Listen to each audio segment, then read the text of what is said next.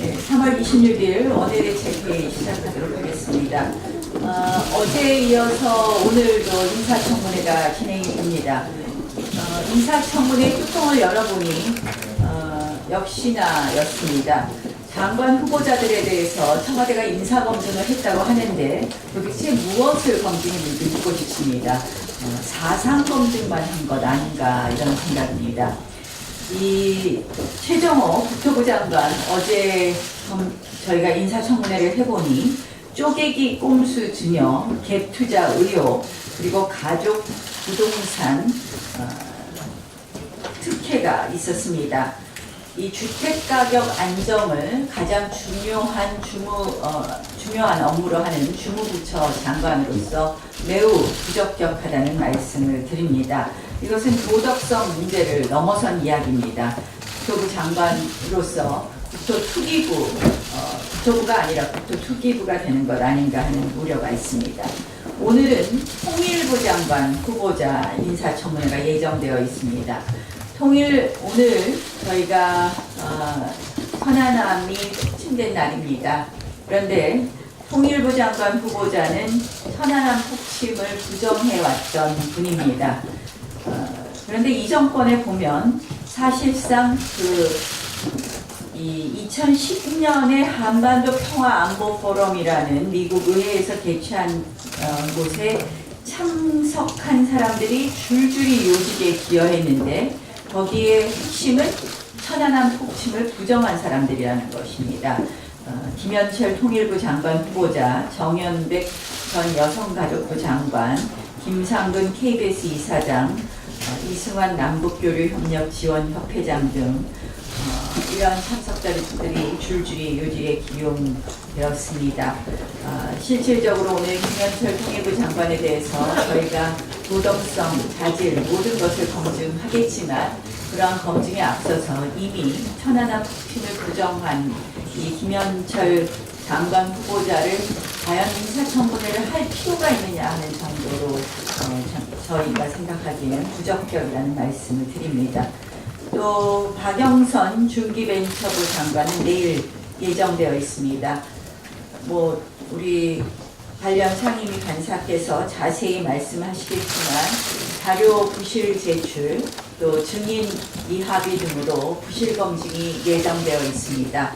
그동안 의회에서 각종 청문회에서 이 자료 요구를 그렇게 강하게 하였던 박영선 장관 후보자로서는 한마디로 내로남불 전형의 모습을 보여주는 것이라고 생각합니다.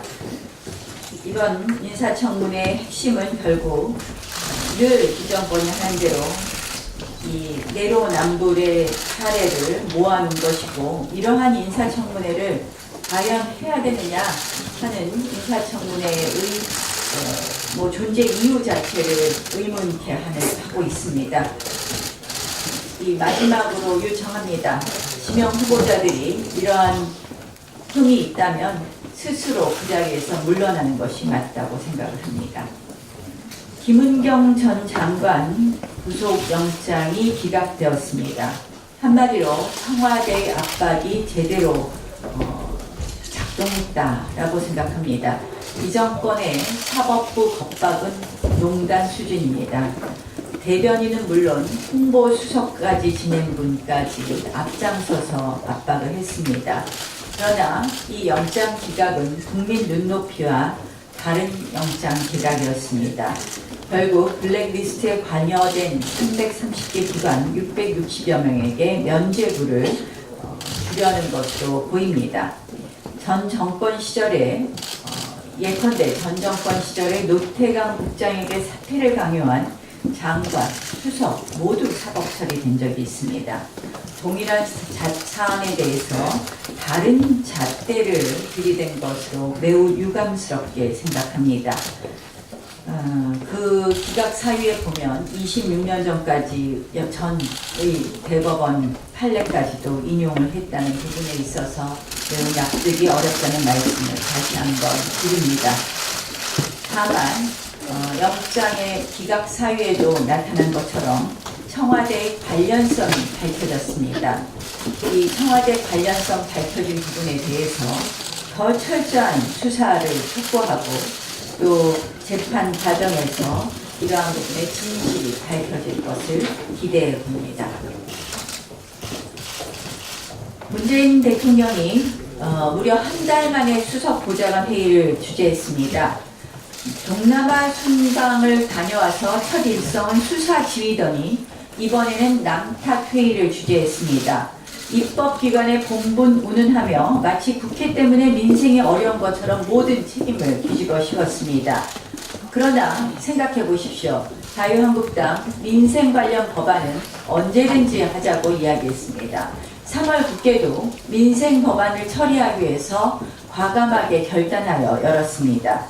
그런데 지금 대통령께서 뜬금없이 국회에서 일을 좀 하라고 하고 있습니다. 그 속뜻이 무엇이겠습니까?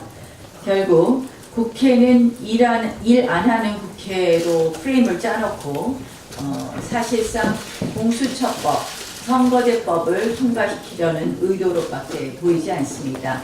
이번 국회가 굉장히 이렇게 정상적으로 움직이면서도 사실상 어려운 것은 바로 선거제와 공수처, 패스트트랙 때문이라는 것은 모두들 잘 알고 계실 겁니다. 이 김학의 사건을 들고 나와서 사실상 1타 4피 이 김학의 사건으로 1타 4피를 하고 있습니다.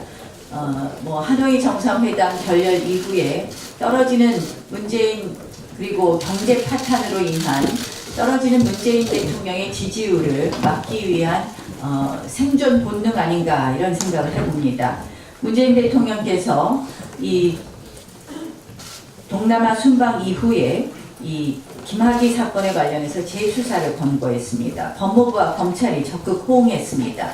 그리고 김학의 정국이 되어버렸습니다. 이것은 1타 4피를 노린다 이렇게 보입니다. 첫 번째는 문다의 의혹 제기 묵살입니다. 이 우리 당 박상도 의원과 이중희 전 민정비서관만을 재수사로 올린 반면에 박상도 의원 바로 밑에서 공직기강 비서관을 지낸 더불어민주당의 조응천 의원은 수사 대상에서 제외했습니다. 또한 김학의 수사가 진행될 당시 검찰총장이던 최동욱 전 총장도 빠져 있습니다. 만약에 이 사건에 우리가 이렇게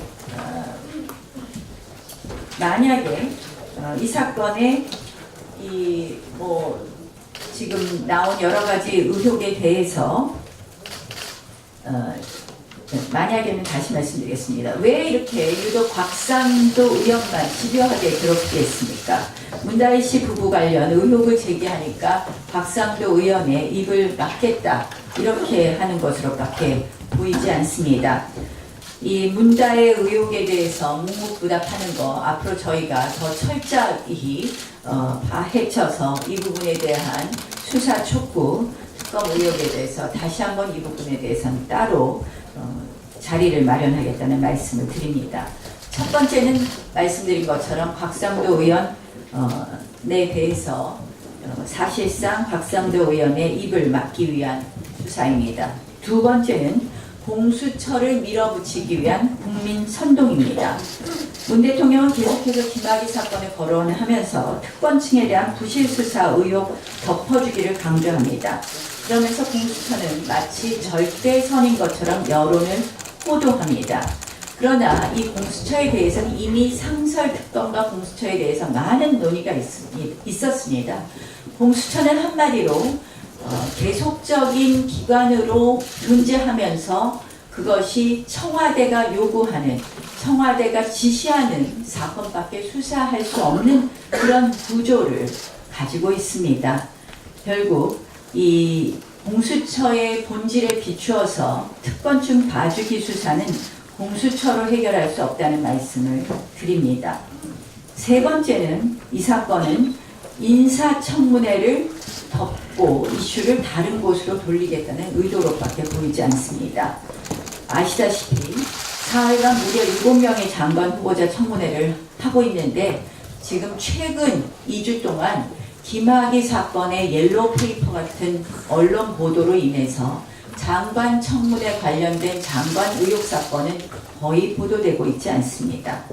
또 네 번째는 하노이 회담 결렬 등의 이런 그 문재인 정권에 대한 비판의 눈을 돌리려고 하는 것이다, 이렇게 보입니다. 결국 1타 4피로 김학의 재수사를 들고 나왔는데 말씀드리겠습니다.